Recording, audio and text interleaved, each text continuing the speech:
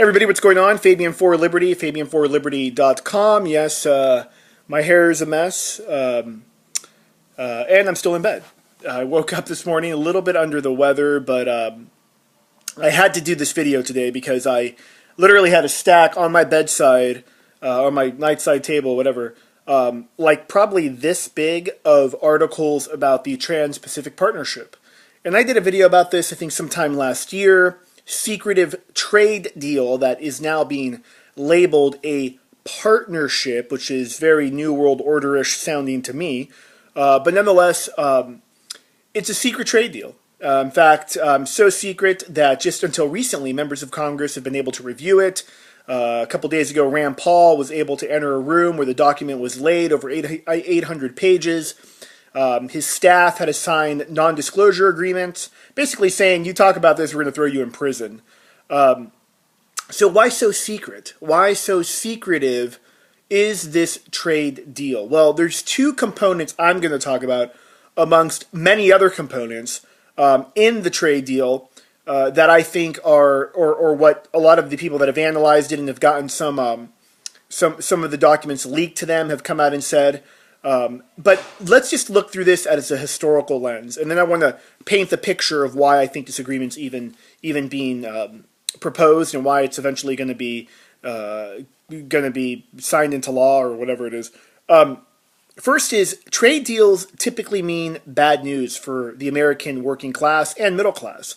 Whether it's NAFTA or CAFTA, back then Bill Clinton, even Al Gore were like, oh, this is a progressive trade bill, it's really, really good.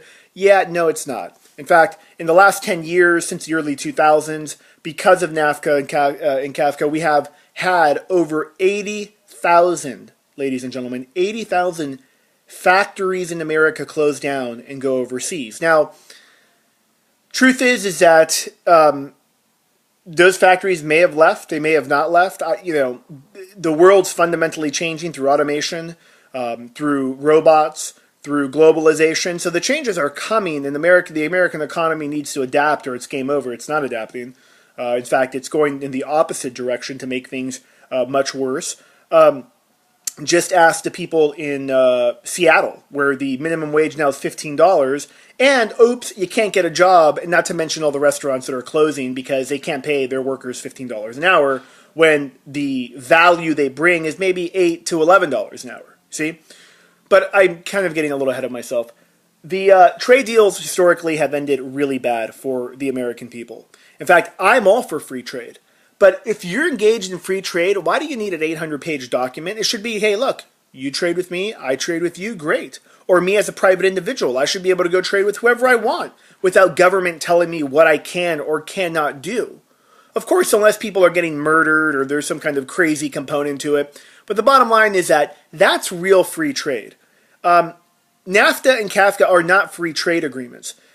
Instead, what they do is they hurt the American economy to basically transfer wealth to emerging countries. Now, who benefits the most from some of these deals? Well, countries like China. That's why I think the reasoning behind the secrecy of the Trans-Pacific Partnership, and I have no proof of this, ladies and gentlemen, other than my research and people that I speak with, some who do agree with this that are at a high level of the financial world, that it's very possible the TPP actually includes a lot of the structured deal with a global economic reset. All this stuff comes back to economics. If you've been following my work on the global economic reset, you know that I think the dollar is going to lose its world reserve currency, likely replaced by a basket of currencies with the East having a strong influence in that basket of currencies.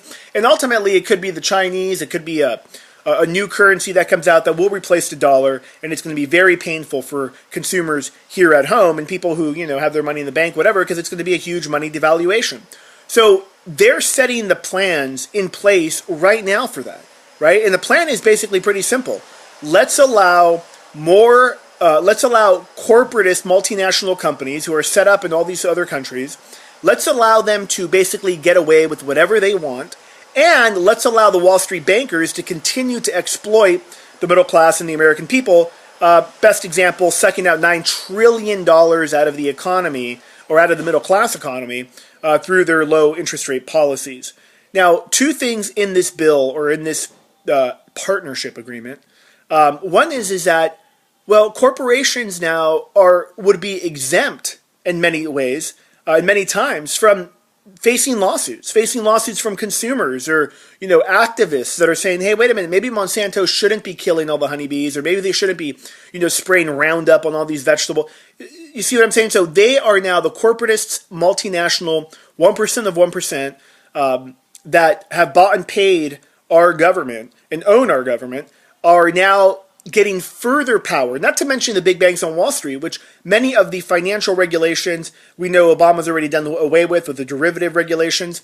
But now they could literally operate carte blanche, get away with whatever they want. The banks and the regulations that have been passed against these big banks, yeah, those are going to be much easier for the big banks to get around in this Trans-Pacific Partnership trade deal. So those are the two biggest things that I see. It's like, okay, if it is a new world, if it is a global economic reset that is coming, if the world's fundamentally changing, they may need to, right now, and they've been doing this already for a little bit, they need to fundamentally alter the way multinationals do business.